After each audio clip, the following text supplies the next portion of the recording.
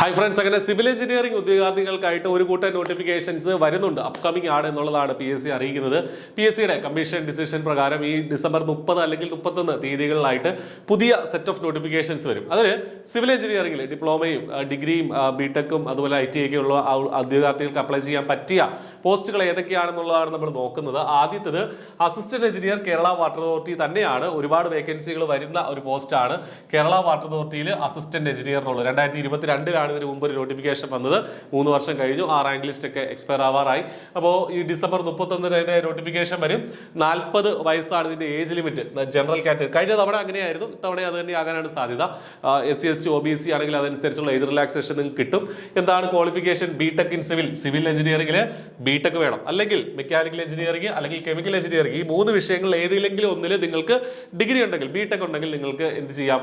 ഈ പരീക്ഷയ്ക്കായിട്ട് അപ്ലൈ ചെയ്യാം. ഒരുപാട് വേക്കൻസികൾ വരുന്നുണ്ട്. നമുക്കറിയുന്നത് പോലെ സിവിലിന്റെ മെക്കാനിക്കലിലെ കെമിക്കലിലെ 3 ടോപ്പിക്കുകൾ നിങ്ങൾക്ക് പഠിക്കാനുണ്ട്. ഏറ്റവും ഇന്റൻസീവായിട്ട് പഠിക്കാനായിട്ട് I+നൊപ്പം നിങ്ങൾക്ക് ജോയിൻ ചെയ്യാം. ഫുൾ സിലബസ് കവർ ചെയ്ത് PYQ ഡിസ്കഷൻസ് ഒക്കെ ആയിട്ട് നമ്മുടെ കോഴ്സ് മുന്നോട്ട് പോകുന്നുണ്ട്. നിങ്ങൾക്ക് അതിലേക്ക് ഏർലി ബേർഡ് ഓഫറോടുകൂടി, ഇയർ എൻഡിങ് ഓഫറോടുകൂടി ഇപ്പോൾ ജോയിൻ ചെയ്യാവുന്നതാണ്. ഇനി PWD അസിസ്റ്റന്റ് എഞ്ചിനീയർ റീസെന്റ് ആയിട്ട് നോട്ടിഫിക്കേഷൻ വന്നിട്ടുണ്ട്. പക്ഷേ still assistant engineer PWD notification വരും എന്നുള്ളതാണ് PSC അറിയിക്കുന്നത്.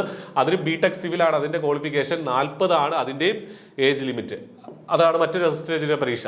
പിന്നുള്ളത് ഓവർസിയർ ഗ്രേഡ് 1 ആണ്. Civil overseer grade 1 harbour engineering ഡിപ്പാർട്ട്മെന്റിലേക്കാണ്. ഹാർബർ എഞ്ചിനീയറിംഗ് ഡിപ്പാർട്ട്മെന്റിലേക്കുള്ള ഓവർസിയർ ഗ്രേഡ് 1 നോട്ടിഫിക്കേഷൻ ആണ് ഇനി വരാനിരിക്കുന്നത്.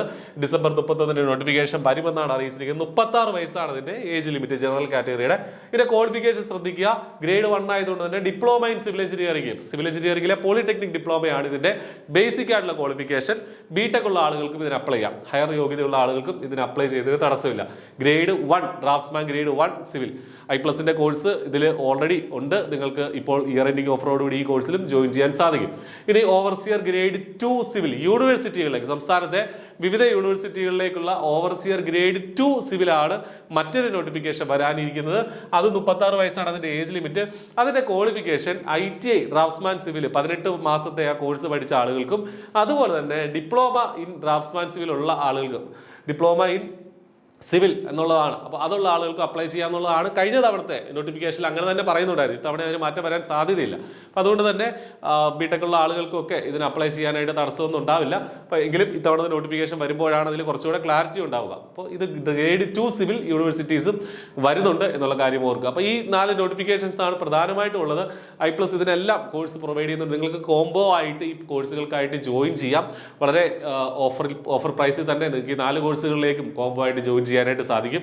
സിവിൽ എഞ്ചിനീയറിംഗ് പാക്കേജ് എന്നുള്ള നിലയിൽ, കാരണം ഈ സിലബസ് പഠിച്ചു കഴിഞ്ഞാൽ ഓൾമോസ്റ്റ് നമ്മുടെ PSCയിൽ സിവിൽ എഞ്ചിനീയറിംഗ് രംഗത്ത് വരുന്ന എല്ലാ പരീക്ഷകളും നമുക്ക് ക്രാക്ക് ചെയ്യാനായിട്ട് സാധിക്കും. അപ്പോൾ കൺസിസ്റ്റന്റ് ആയിട്ട് വർക്ക് ചെയ്യുക, ഉറപ്പായിട്ടും നിങ്ങൾക്ക് ജോലിയിൽ പ്രവേശിക്കാൻ സാധിക്കും. പ്രത്യേകിച്ച് സിവിൽ എഞ്ചിനീയറിംഗ് ഉദ്യോഗാർത്ഥി എന്നുള്ള നിലയിൽ ഒട്ടും വൈകരുത്. പഠനം ആരംഭിക്കുക. ഒരുപാട് അവസരങ്ങൾ നമ്മളെ കാത്തിരിപ്പുണ്ട്. ഒരു വർഷം തന്നെ ഒരുപാട് അസിസ്റ്റന്റ് എഞ്ചിനീയർ നിയമനങ്ങളും അതുപോലെ തന്നെ ഓവർസിയർ നിയമനങ്ങളും ഒക്കെ സിവിൽ രംഗത്ത് നടക്കുന്നുണ്ട്. അപ്പോൾ അത് മിസ്സാക്കരുത്. നിങ്ങൾക്ക് വേണ്ടിയുള്ളതാണ്. അപ്പോൾ നന്നായിട്ട് പഠിക്കുക. നല്ലൊരു സർക്കാർ ജോലിയിൽ നേടാൻ നിങ്ങൾക്ക് ഈ പുതുവർഷം ആകട്ടെ എന്ന് ആശംസിക്കുന്നു. All the best. Thank you.